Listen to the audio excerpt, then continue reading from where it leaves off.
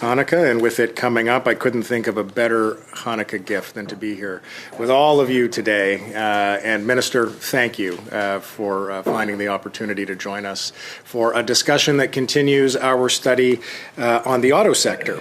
So, colleagues, as you may recall, we passed a motion on October 22nd, 2025. We were talking at the time about Stellantis. That is the topic that we have invited Minister Champagne to join us on today. Minister, I will offer you an opportunity to provide some introductory remarks, and following that, as you've learned over the past number of years that you've been here, we will have a set of questions from colleagues around the table. Alors, avec ça, without further ado, Charles Vincent, Senior Assistant and Deputy Minister from the Industry Sector, as well as Benoit Tessier, the Director General from the Industry Sector, who have joined the Minister here today. So, gentlemen, thank you for being here. Welcome. Monsieur Ministre, Minister, you have the floor. Thank you very much, Chair. Thank you, colleagues, for having welcomed me to this subject, which is very close to me. As you know, Mr. Chair, the two colleagues on either side of me are experts. Thank you. Somehow I was missing you. Merci de m'accueillir.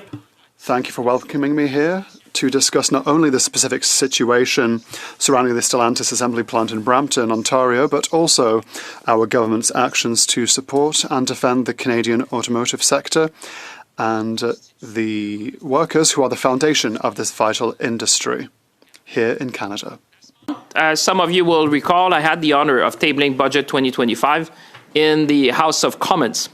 That budget was more than anything else a vote of confidence in Canadian industry and in Canadian workers, as well as a recognition that our world is fundamentally changing, and I would say at an unprecedented speed, scale, and scope, Mr. Chair.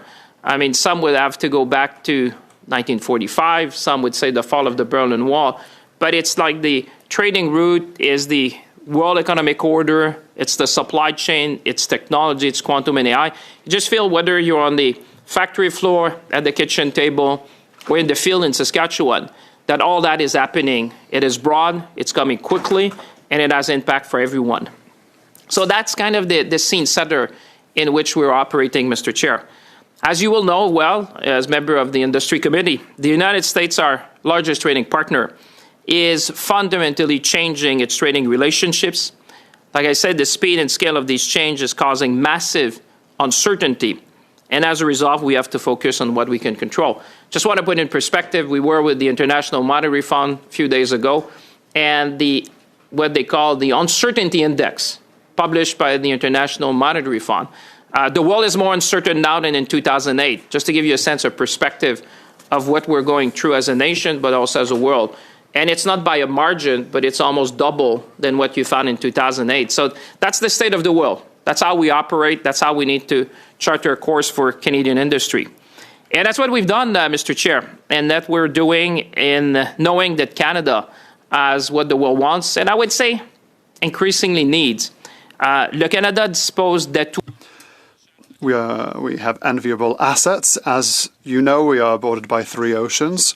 We're the only country to have trade agreements with every G7 nation. This gives our businesses an incredible privileged access to global markets. We have access to 1.5 billion consumers on a preferential basis. We are an energy superpower with the 3rd largest oil reserves and the 4th largest natural gas reserves in the world. Our electricity network is 85% clean electricity. All right, I just got to pause it for a sec. Hey, True Canadian, thank you so much, man. Holy smokes, that's the biggest super chat we've ever had. Wow, Merry Christmas, man. Thank you. Transform our economy. And colleagues will remember that the IMF said there are 2 countries in the world that are distinguished. Not 5, not 10, not 20, no, 2. Canada and Germany that has this capacity to invest so that we can adapt ourselves to this new world economy. And above all, we have the best workforce. The workers that we meet from coast to coast to coast, it's thanks to their know-how, their vision, and other assets that we're able to make generational investments in our country. And that is how we can build the strongest G7 economy. in Canadian industry and Canadian workers informs every decision I make as Minister of Finance and National Revenue, just as it guided every decision I made in my time as the Minister of Innovation, Science and Industry, including the deals we signed with Stellantis, which I think that's what you want to talk about. And I'm glad that we can set the record straight because we're going to bring facts to Canadians who are watching at home today. Canada's automotive industry is a cornerstone of our economy. It contributed roughly to $16.8 billion in economic activity in 2024. It directly employs more than 125,000 Canadians. This is a great, astonishing number. This is families that depend on good work that the industry is providing, and it's supporting hundreds of thousands of jobs in indirect industries. The strength of Canada's auto sector is one of the many reasons why Stellantis at the time chose in 2023 to sign an historic agreements with the Government of Ontario and the Government of Canada. It is also why the recent actions taken by Stellantis are unacceptable. Let me be very clear. We are deeply disappointed with the production change that have been recently announced by Stellantis. Their decision to cancel production plans for the Brampton assembly plant go against the commitments they've made to Canada, to Canadian workers, and to our government. Working with both our government and Premier Ford's government, as well as the union, Stellantis made clear and also undertook contractual undertaking to invest in Canada and in the Brampton plant. This is not a commitment that can be casually dismissed, and we are actively working to hold Stellantis to account. As my colleague, the Minister of Industry, explained to this committee recently. Stellantis needs to honour all of its commitments to workers, to the industry and to Canada. We will make sure that they are called upon. Every single page and clause of the contract, because we're going to refer to very specific sections so that you can be informed about the interaction between the different clauses that you will see.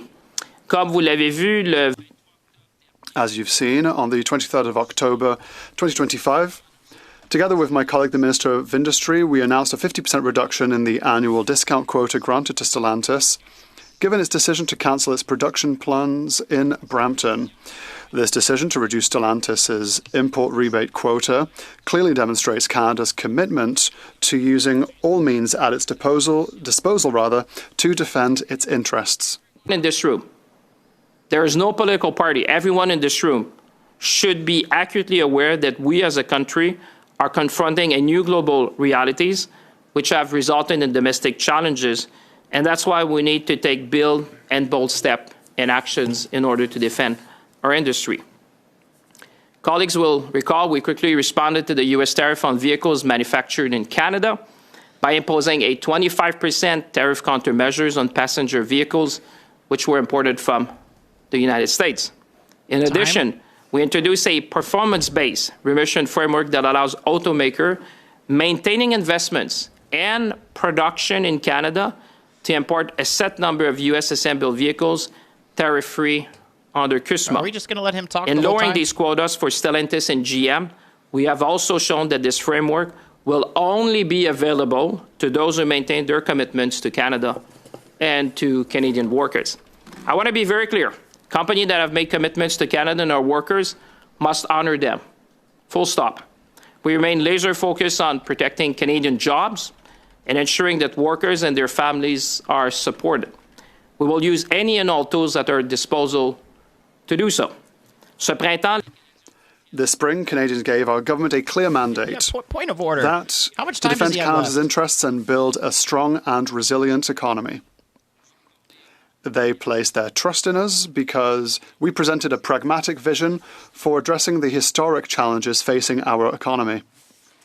To conclude, Mr. Speaker, we have always known that changes in our trade relationship with the United States could have very real consequences. We also know that Canada can and will respond to these challenges with determination and confidence. And that has been shown in Budget 2025. Women has firmly committed to supporting Canada's auto industry and its workers as we did Like, the now he's just day these repeating deals were himself. Point of signed. order. And we will not hesitate to take strong action to protect our industries and our workers. We are investing in Canada strong, and we will ensure that support goes to those who invest in Canada's future. With that, Mr. Chair, I'll be quite happy to answer questions from my colleagues, and thank you again for having me to this committee. Merci. No time. Holy Merci crap. beaucoup, Monsieur le Ministre. Thank you, Minister. We'll begin questions. Industry Committee, you will have the floor for 6 minutes. Thank you, Mr. Chair. Just to be clear, Minister, the members of the Industry Committee do not have an unredacted copy of the contract. A redacted version of the contract was given to members at the OGO committee after weeks of fighting to get a copy of it. But I am glad to hear that you are now familiar with the clauses in the contract, because we heard at OGO, in fact, that you hadn't read the entire contract when it was signed. What I do want to talk about is specifically right away is Section 6.3 of CIF Agreement 813-816-6251, which I hope you're familiar with. And to be also clear, I want to have your answers, not the answers of the people that you brought with you, because ultimately ministerial responsibility rests with you. In Section 6.3.1, create and maintain high-skilled jobs in Ontario, it says the recipient shall maintain an average of 4,475 FTEs in Canada for the work phase. The recipient shall maintain an annual average of 4,475 FTEs in Canada for the benefits phase. Are you aware of how many employees Stellantis employed when you signed this contract and you got this jobs guarantee? Well, first of all, Mr. Chair, it's great that we have the same version. I'm working from the redacted version. And actually, I'm a lawyer, so it's going to be quite interesting to look at these things together. And you may want to seek legal counsel when you're referring to certain clause, because you'll have to understand the interaction between the clause that you mentioned, 631, and in fact 634D, which is obviously, you have to read these two clauses together. So we were aware Kyle of the number Seaback of is a lawyer, employees that too. were there, but you have to read both agreements because I'm aware of that clause, but just a second, Minister. I'm aware of clause 631D, but there's an Mr. amendment Seaback, that pausing the, Mr. Seaback, don't worry, pausing the clock. I know everyone's protective of their time. Colleagues, maybe I'll try to set the tone early. We've got the minister here. We've got colleagues that have questions. Let's let each other get through questions and answers. I will play nice with the time, and hopefully we can have a good quality conversation, which will allow us to head into the holiday season on good terms with one another. Mr. Seaback, I've stopped the clock. There are 4 minutes and 10 seconds remaining. The floor is yours. Minister, if we can let him finish, and then Mr. Seaback, allow him an opportunity to respond. The floor is yours, starting the clock again. Yeah, Minister, I'm aware of clause 6.31D, which talks about they will maintain production at the Brampton facility. But are you aware there was an amendment to the CIF agreement that says that clearly contemplates the closing of that facility? It's in amendment number 2, which my colleague has a copy of. So I don't need to be told that the Brampton facility couldn't close. My question to you was, how many full-time employees did Stellantis have when you signed this contract? Because you're only guaranteeing 4,475 FTEs. Sir, do you know for how long is the duration of the contract? Minister, I don't know if you know how. I'm just trying to help you. I don't know if you know how this works. Because if you want to understand the clause, I'm a lawyer, so I can help you interpret the contract. I was a lawyer as well. When I'm the minister, you can ask me questions. That's fine. No, I'm asking you, did you know how many full-time employees Stellantis had? You can either say, yes, I did, and tell me, or you can say, no, I don't. You don't ask me a question. That's not how it works, The number was sir. known, but I'm trying to help you. You should be grateful. I'm here to help you. So I'm trying to help you understand the contract. I appreciate you didn't sign it, you didn't negotiate it, you didn't even participate in the negotiation. I did. I kept so it it's hidden for easier 2 years. because I can help you and help Canadians understand. Well, why don't you just help me right now and help Canadians by saying how many actual full-time employees Stellantis had when you signed the contract? Well, what you need to look, the number you have there is an average over a period of 12 years. So what you have there is a floor. And I would say to you, you should refer to, if you seek legal advice, you would see that when you have these contracts with respect to the floor of employment for the auto industry, they usually go for a decade. So what you have is that you have an average over a period of time. This is a floor. That's what I'm trying to help you understand. This is like a floor. And when you read that clause, bear with me just for 1 second. I appreciate you have a question. You need to read the other CIF agreement because they go together. There's a connection between the two CIF agreement, which is the Nexstar and the Stellantis. I really don't need you condescendingly telling me to read things. What it says is the recipient shall maintain an average of 4,475 FTEs in Canada during the work phase. We're in the work phase because work is being done. And Stellantis had 8,000 employees when you signed this contract, 8,000. So that means they could fire 3,500 employees and still be in compliance with this agreement. And that there, sir, is the problem. Under this CIF agreement, the combined contributions were $3 billion. And they were still allowed, during the work phase, to fire up to 3,500 employees. And now they've fired 3,000 employees in Brampton. They did exactly what they were allowed to do. How can you say that this was a contract that was going to protect the workers? And my subsequent to that is, did you tell Unifor that this was part of the contract? Because I bet you didn't. They would not have been happy that you were allowed. They were allowed you're to fire making a lot of 3,500. assumption for someone who was not at the table. I don't recall having seen you negotiating the contract with us. Maybe I'm getting old, but I could not remember seeing you at the table when we negotiated. But when you see that clause, like I said, you have to read it in connection with 634D. That's what I'm trying to explain to you, and this is a floor. That was the commitment by Stellantis. And you need to read it in conjunction with the other CIF agreement, which if you want to go back, the Nexstar agreement, because the Nexstar agreement has also a floor. No, but let me answer. And under Amendment Agreement number 1, it says, if the recipient closes the Brampton assembly plant prior to December 31st, 2035, and the closure cannot be shown to be about the result of a whole bunch of things. So your Section D doesn't matter because in an amendment you clearly contemplated that the plant could close. So don't lecture me, sir, on reading the contract. I've read it. So, Mr. Seebeck, I think you're making a lot of assumptions for someone who has not seen the entirety, sir. You have the benefit of having someone who did it. The only reason I haven't seen the entirety is because you've hidden it. Sir, I'm Gentlemen, trying to we're out respond. of- If you want to pretend Minister? you were there and you know, just go on. What I'm trying to help you is to help you understand the contract and the interaction between the two clauses and the interaction with the other CIF agreement. Because if you look at the other CIF agreement, you have a protection for 2,500 jobs. If you put the two together, you have a protection for about 7,000 jobs, which is the floor that you have in Okay, these so agreements. And that Minister- CIF agreement was Gentlemen, modified as well Okay. with an amendment that talked about Gentlemen. the jobs. Mr. Seebeck and Minister, both of you, please. When I intervene as chair, your responsibility in that moment is to listen to what I have to say to allow me to get us to a productive and efficient, respectful, and effective space, both of you. So your time was up, Minister. I was trying to afford a couple of more seconds for you to answer that question. I think we've done that.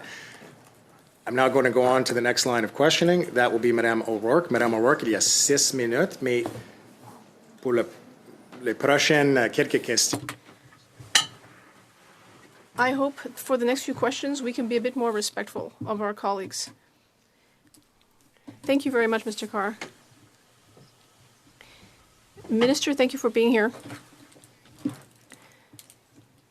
Well, when we're carrying out a study, we want to be able to understand the details of the issue, and of course we want to do that in good faith because we're doing it for the workers and industry. Minister Champagne, could you please explain the context of your negotiations with Stellantis and Nexstar? Of course, you're the Minister of Industry. Now, at that time, we know that the trade situation was very different. Of course, it was very different, so I'd like you to sum up Canada-US relations at the time. Well, that's a great question, and I think that colleagues would be interested in knowing that in 2024, Bloomberg mentioned Canada. It stated that Canada was ahead of China in the electric vehicle supply chain, so Canada was well positioned. There were a number of investments in Canada, Volkswagen and other companies. We have to remember the context. At that time, the auto industry was in the middle of a process of transformation. And that's why I'm very surprised that one of the members here is not looking at the full context, because the world was seeing Canada very, very differently. Look, Volkswagen, one of the biggest plants they opened outside Germany was in Canada. It was in Bécancour to bring Quebec into the auto industry. Nexstar was building battery cells. We were getting Stellantis investments. At that time, geopolitics was very different. We should remember the Inflation Reduction Act. At that time, Canada positioned itself to defend the industry and to create an enviable position for Canada. And what I was trying to explain to your colleague earlier was that contracts like that one have to meet international standards. This is not something that's unique to Canada. These contracts are considered standard. Commitments are made over a decade. It's not just a matter of jobs. It's a matter of local purchasing. It's a matter of R&D and investment. I can say that what we managed to obtain for Canada's workers and industries was solid. We indeed attracted attention, investment rather, because we were trying to position Canada's auto industry in the 21st century.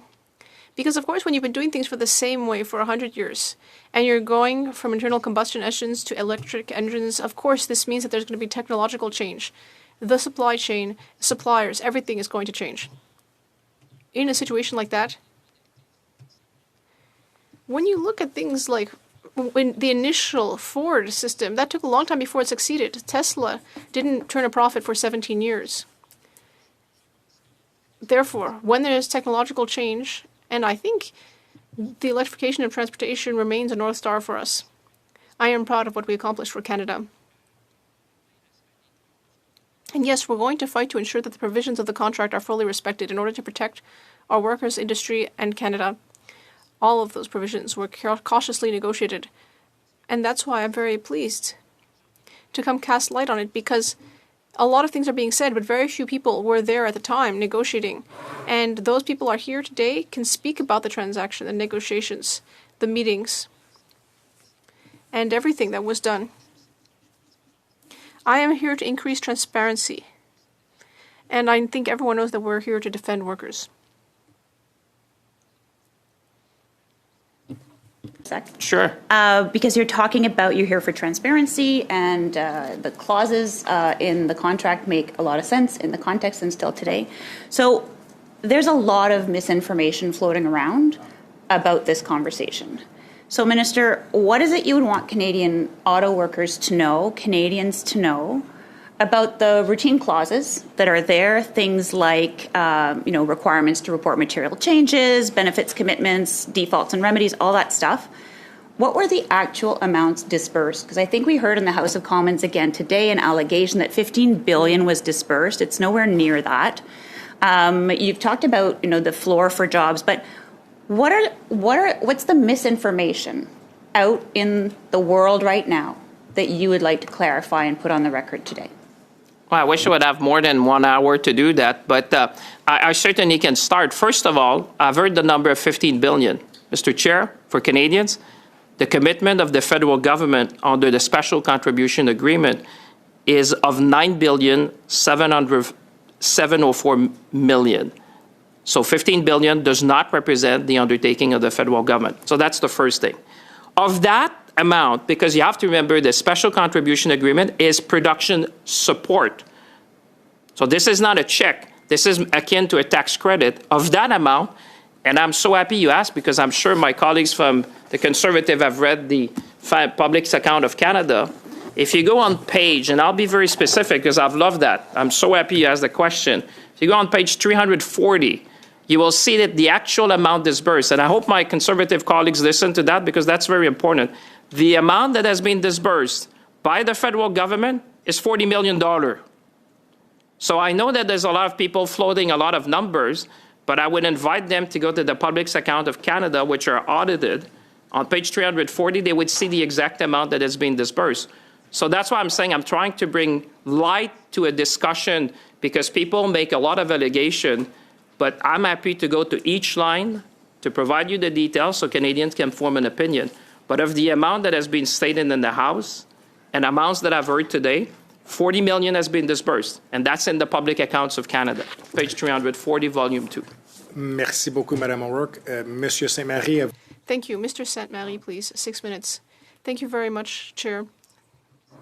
Thank you, Minister. Thank you, Mr. Vincent, Mr. Tessier.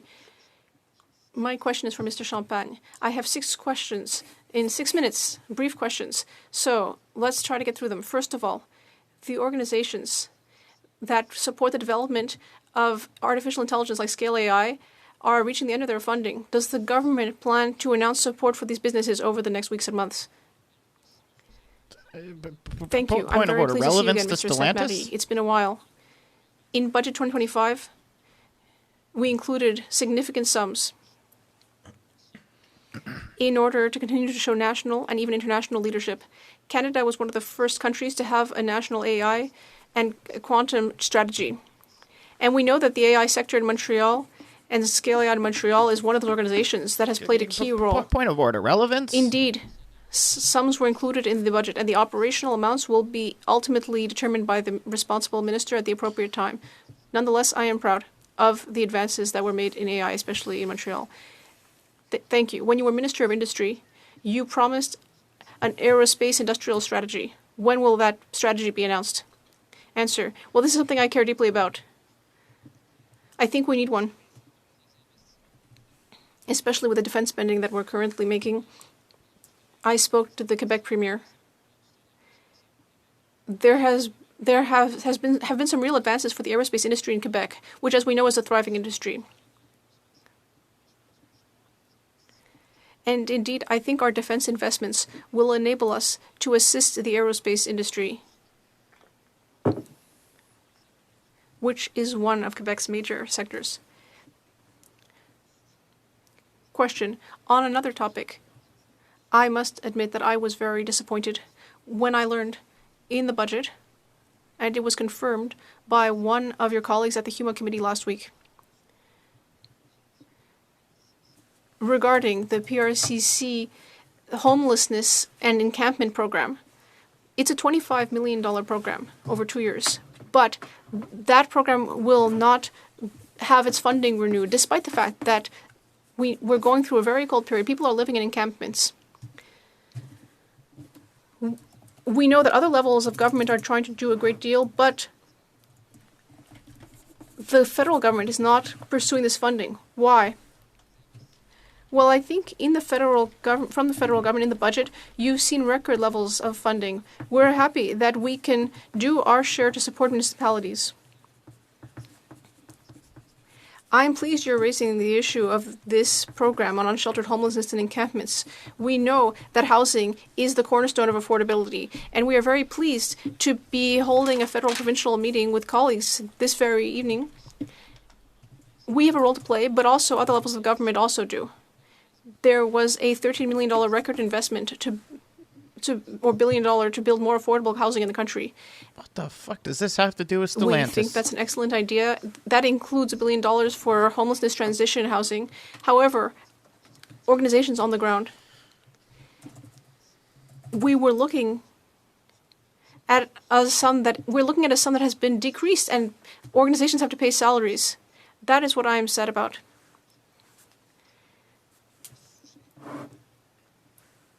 On another topic, we spoke about the crisis of the automotive sector. In Quebec, there's Packard. What's going to happen to them? How are they going to respond to the trade crisis with the Americans? Well, I've spoken with the CEO of Packard.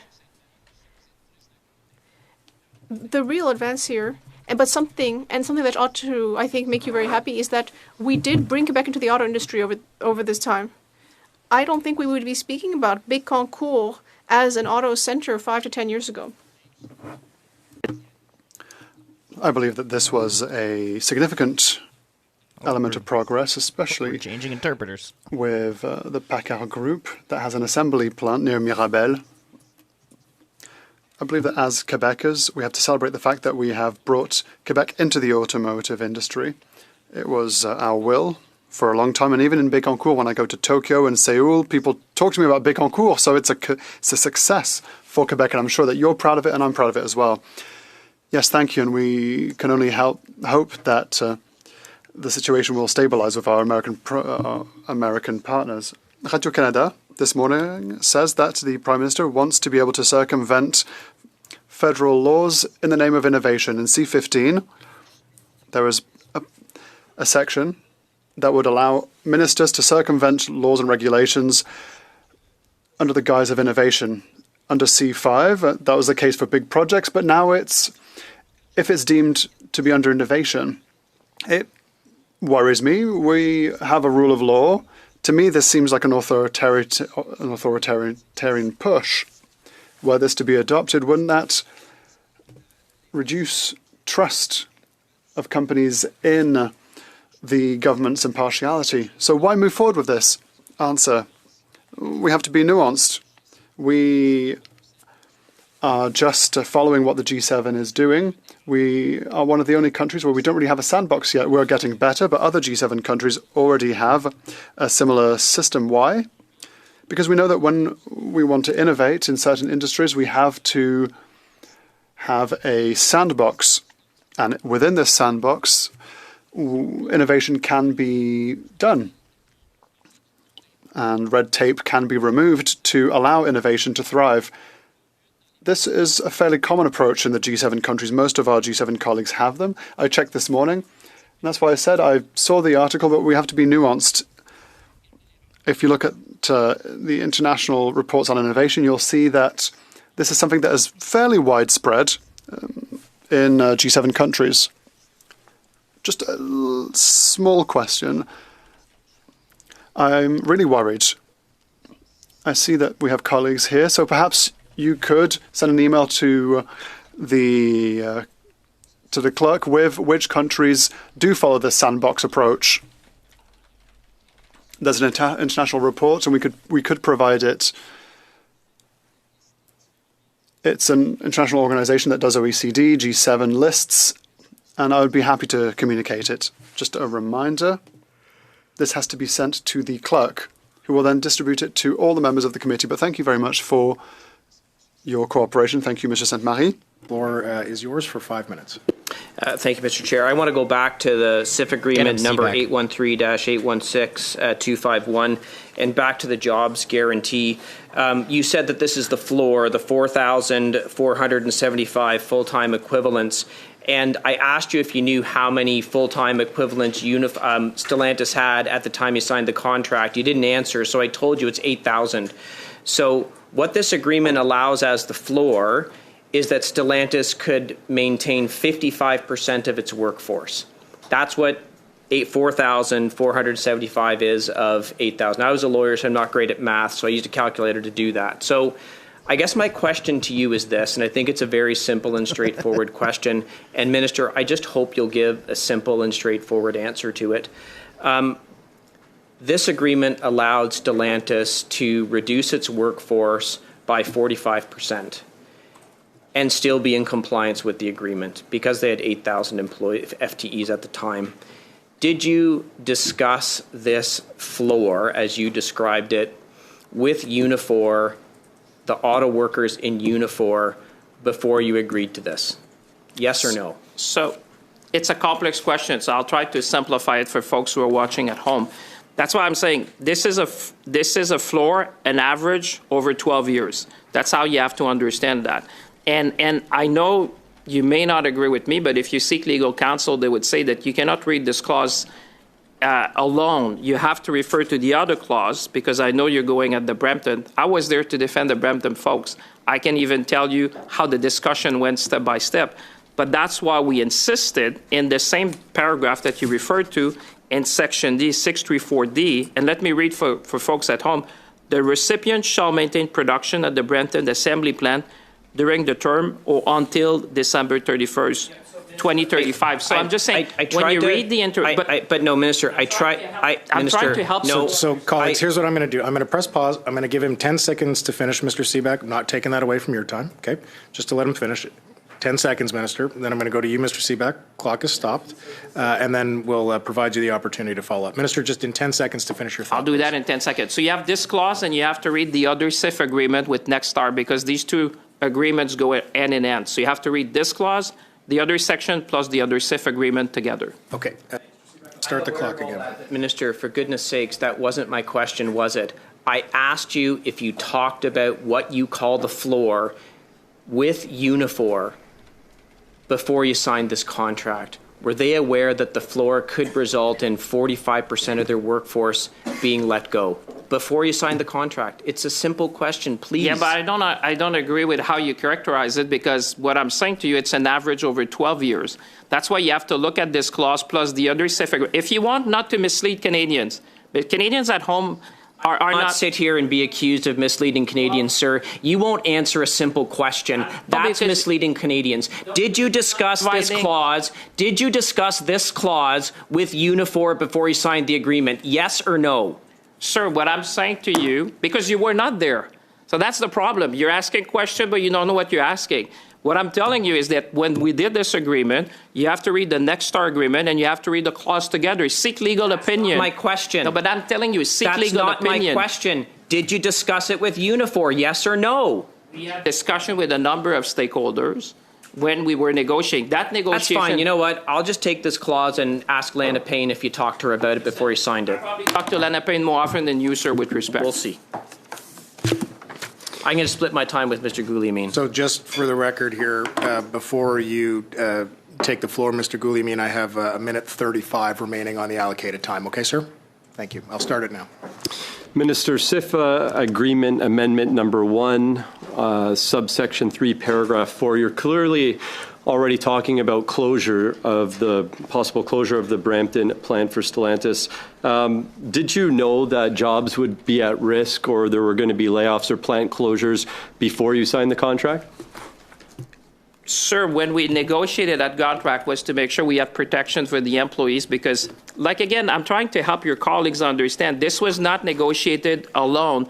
This was negotiated with the Next Star agreement. Respectfully, because that's Minister, the question was if you knew there was already the intention to have layoffs at the plant, because you clearly considered it in an amendment. There was no intention. There was no intention for, that's why I'm trying to explain to you, because when you've been part of negotiating these contracts, you have an average over a decade. Minister, did you let Unifor know that their jobs were going to be at risk when you signed this contract? What I can tell you, at every step of the way, we fought for the workers to have the strongest protection for their jobs, for the investment, and making sure that Stellantis would invest. And that's what I'm saying. When you look at the interaction between these two contracts, that's what you need to do. Minister, I'll give you another quick one. Yes or no answer, please.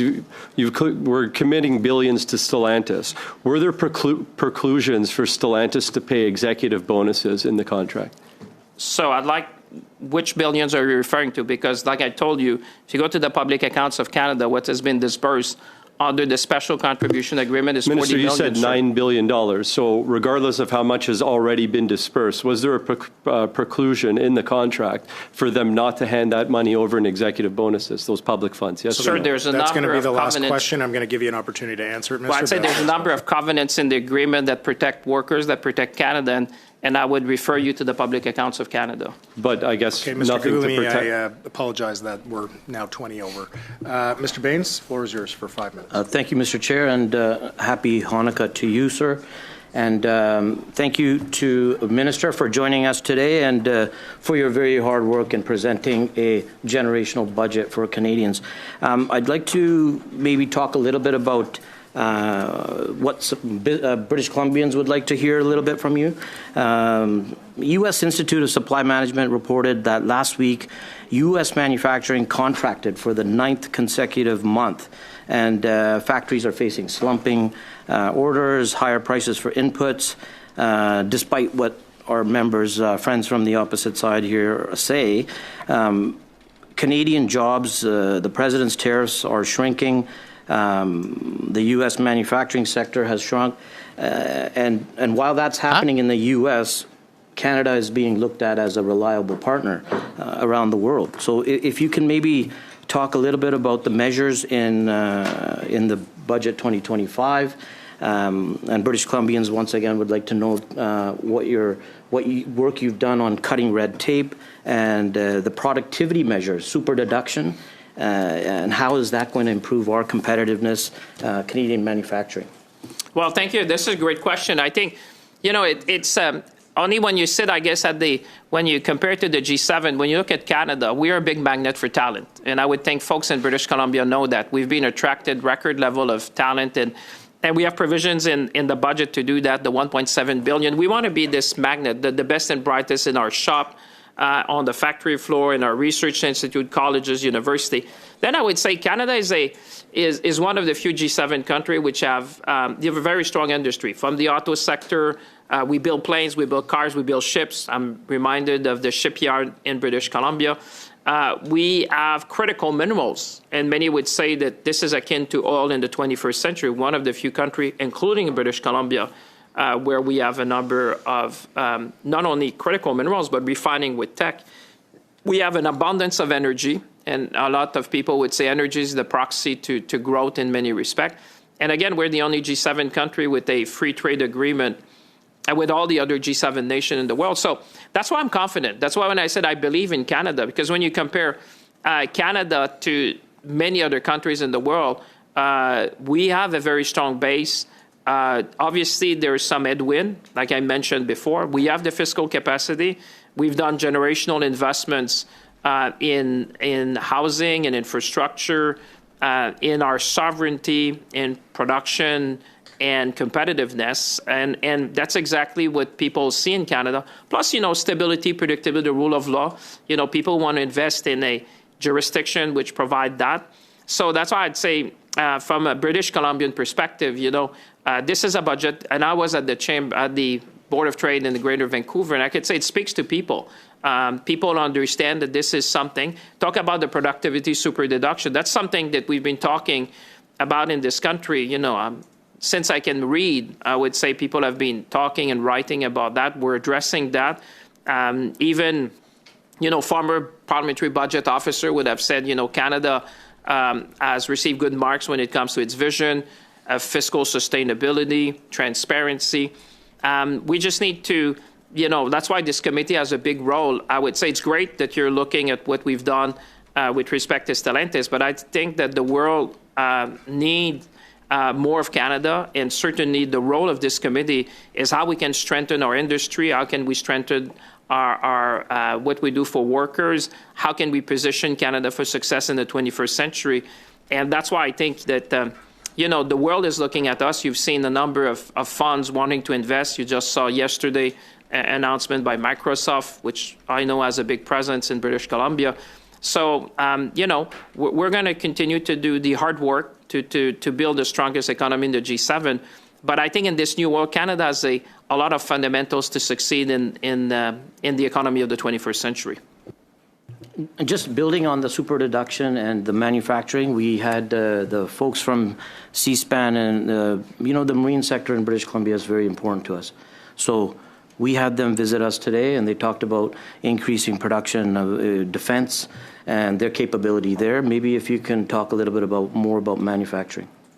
Well, this is essential to our nation. I mean, if you look at nations which have succeeded in the 20th century and even before, they all have strong manufacturing sector. Look at South Korea, look at Japan, look at Germany. There's even a report comparing Canada and Germany on innovation, on the strength of our manufacturing. So it's not by accident that the International Monetary Fund said, if you want to say, when I said generational, if you look at the largest investment plan in infrastructure, innovation, in housing, in the G7, a lot would refer to the German plan, which is $500 billion over 12 years. If you look at the Canadian one, if you translate that in Canadian dollar, that would be $800 billion over 12 years for Germany. For us, it's $450 billion over 5 years. So you would even say that the Canadian plan is the largest in the G7, and we're not even adjusting for the economy, the size of the economy, with Germany is the largest economy in Europe. So I would say that's why what we've done is generational, and that's why I'm happy to stand with you to fight for our workers, fight for our industry, fight for our country. Thanks very much, Mr. Baines. Monsieur Saint-Marie, 2 minutes 30 secondes. 2 minutes and 30 seconds, Mr. Saint-Marie. All right, I'm just going to take 30 seconds before I continue with the questions to thank you, our colleagues, our staffers, and I'd especially like to thank those who enable us do our work properly, the clerk, the analysts, the technical support team, our excellent interpreters. I would like to sincerely thank all these people. Since it's our last meeting before the holidays, I'd like to Wish you all happy holidays, happy Hanukkah.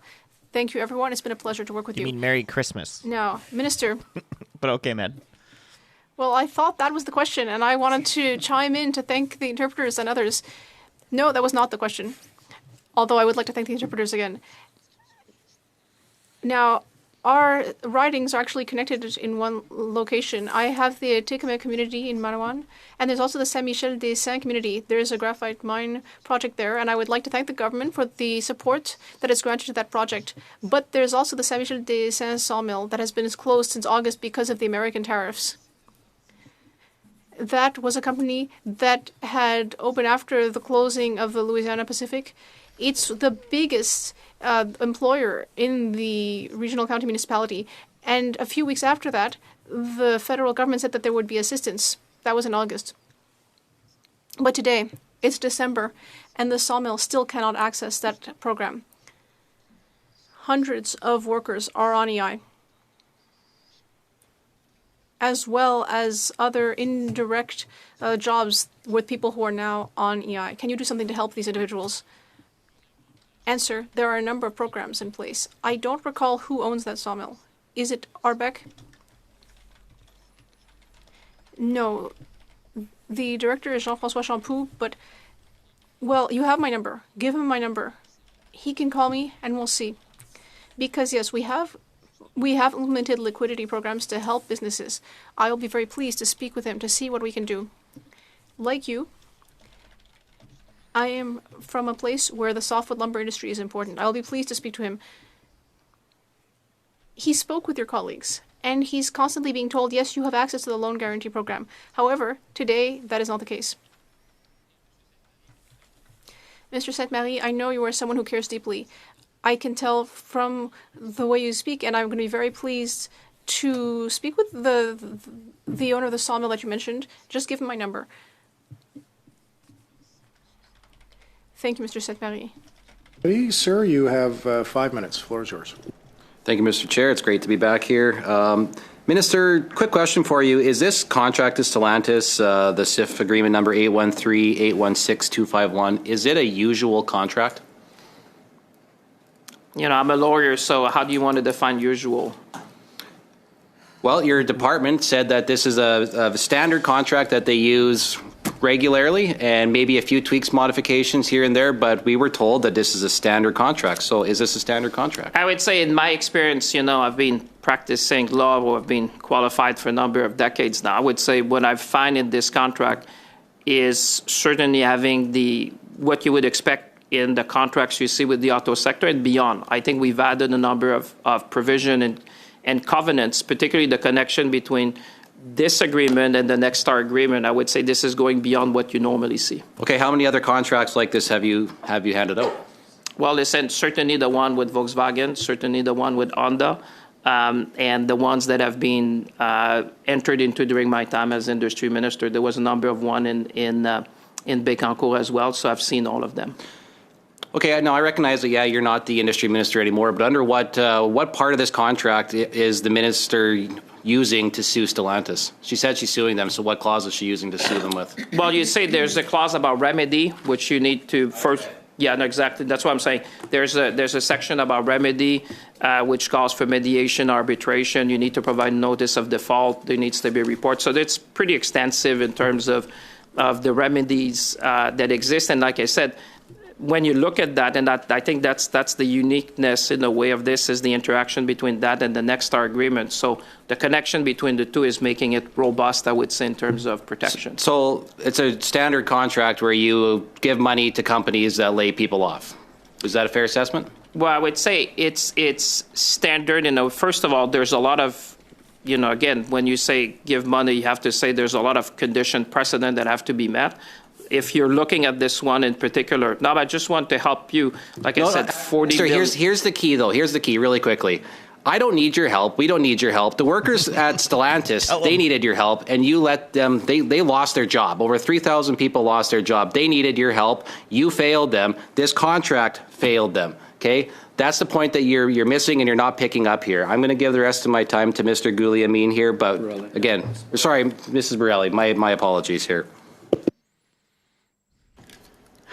Minister, we've been asking for the terms of the contract for a very long time, and they have been hidden for us.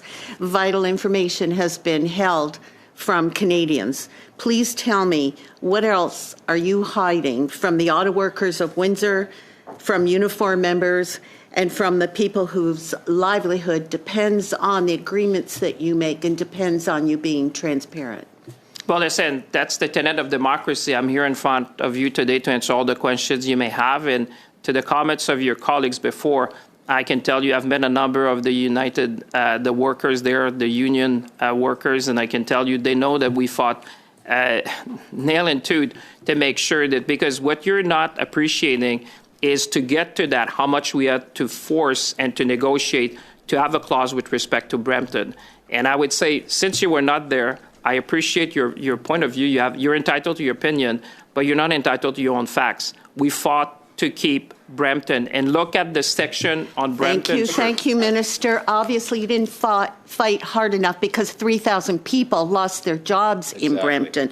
And so what I'd like everyone to take a minute and sit with what the Minister has just said. After the rise in the cost of living, job loss, taxpayer money being spent recklessly, and a message of sacrifice instead of hope for Canadians, the Minister truly believes his government is doing enough. For all the Canadians watching at home today and hoping that this government fights for them, speaking with the Minister today, we can clearly see that the Minister and his government are simply not up for the job. Minister, are you proud of the work that you've done on this contract? I don't believe that's the... Just one sec. Sorry, Ms. Borelli, on a point of order, you know I must address it. Madame O'Rourke, on a point of order. Well, I haven't heard it yet, guys. Well, you're not in the chair, so just give me 1 sec to be able to hear it, and I'll make a ruling, and then we'll come back to our line of questioning. Yes. I believe that MP Borelli is misrepresenting what the minister just said to this committee. Not a point and of it's not order. appropriate. That's not a point of order. I think I'm going to just allow us to continue the line of questioning here, Madame O'Rourke. I'm not sure I heard anything that would suggest there's a necessity for me to intervene beyond that at the moment. Ms. Borelli, the clock says 31 seconds. Thank you, Chair. I'd like to ask the Minister one question. Sir, are you proud of yourself and the contract you made with Stellantis? Madam, maybe the difference between you and I, since I've served Canadians, I always do that with humility, with empathy and authenticity. And I would say today in front of Canadians, they can see what this committee is all about. If you want the truth and the facts, I'm happy to be here. If you want to come here and question my character, I'll let Canadians judge that. Madame Akan, we have 5 minutes remaining, and the floor is yours. Thank you, Mr. Chair. I'll ask one question and then I'll share my time with Madame O'Rourke. Minister, I remember back in 2009 watching the news nervously. And as everybody remembers, the Harper government gave $14 billion taxpayer money as a support to GM and Chrysler. 4,000 jobs lost at GM in both facilities in Oshawa and Windsor, and 2,000 to 3,000 jobs in Chrysler, and many other thousand jobs in the supply chain. And when the Harper government bailed GM and Chrysler with no strings attached and no jobs guarantees, it ultimately led to plant closures as well in both in Oshawa and in Windsor. So speaking of those, what lessons did the government learn when we are negotiating these contracts? Well, thank you for asking the question. And I guess Canadians can judge for themselves, but when you have a contract, and I'm happy because colleagues have referred to one particular agreement, Mr. Chair, and I would want, for those watching at home, if you want to have the full agreements, they are, because there's different agreements, and there's a lot of assertion being made here without having legal counsel providing counsel to what is being said. But what you're looking is that if you look at the contract, the benefit commitments, so just for people watching at home, it's over, I'm just counting the page, 3, 4, it's over about 4 pages of undertakings that the company has. It's not only with respect to jobs, which obviously we're going to fight for that, but it's also with respect to a number of undertakings with respect to R&D investment in Canada, capital expenditure in Canada, making sure they would reduce the environmental impacts, creation of an environmental sustainability plan, and supply chain in Canada, limiting the work they can do outside of Canada, and we have even guarantors to that. So I would say that over time, the legal profession has certainly evolved in terms of providing the set of tools that you need in the toolbox to protect. And what I want to stress to people watching at home, these agreements have undertakings for more than a decade. So I would say that this agreement is much more solid than what would have been done in the past, I would say, with respect to that, because it not only you have to read this agreement, which I've tried to explain to my colleagues if they want to go to the bottom of this, but you have to read the special contribution agreement with Nexstar, the agreement with Nexstar, and understand the interaction between these contracts. And that's where you have the full view of the contractual undertakings that were taken by Stellantis and its affiliates. So that's why I was trying to help the colleagues better understand, because I served at the time to lead the negotiation and therefore understand, because I was there at the time, the interaction. And that's why I say before people jump to conclusion, they would really have to read these contracts together. But I would say what we've done with the officials, I think you have solid protection. And that's why we, like I said, it's unacceptable what we have seen from Stellantis. I understand that there's an intention to provide a notice of default. There are very strong provisions with respect to defending the commitments that were done. And yes, during the negotiation, there was a lot of interaction with the workers, with the company, to make sure that we would, at the time, have the best possible deal to protect the Brampton facility, protect the Windsor facility, get a battery plant, and at the same time, really having a very, I would say, a number of provisions that would really guide us with respect to the disbursement. Because what colleagues don't want to hear, and that's why I brought the Public Account of Canada, when people talk about billions, it's good for Canadians to know that the Public Accounts of Canada would be very clear. There's 40 million that has been disbursed under the Special Contribution Agreement.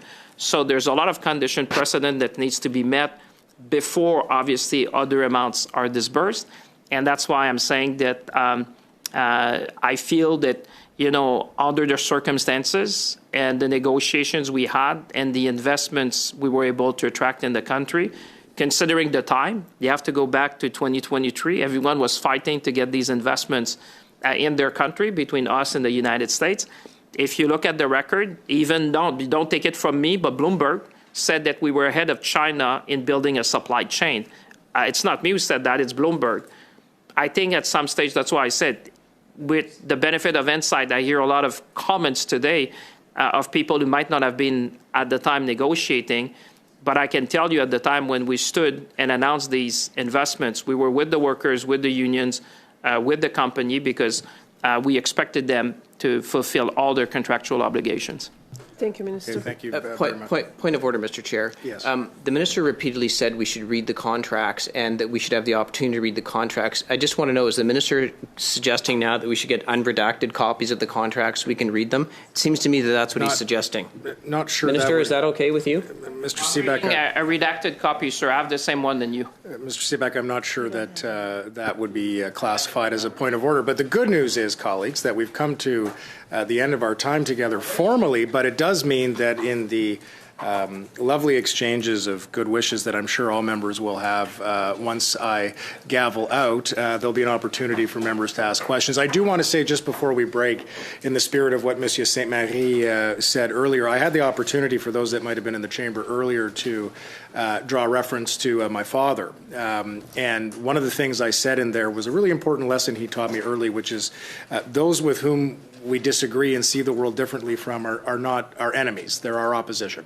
And I think it's really important at this time of the year, when we go home to our families and our friends and our loved ones, that we remind ourselves of that, and we remember that we are sent here by Canadians in the spirit of the democracy that we all love dearly, to be tough on each other, but that we do so in service of Canadians, and I know all members know that. So as chair, I want to take the opportunity to thank all of you for your contributions to the country, all the staff, our analysts, our clerk, those that support us.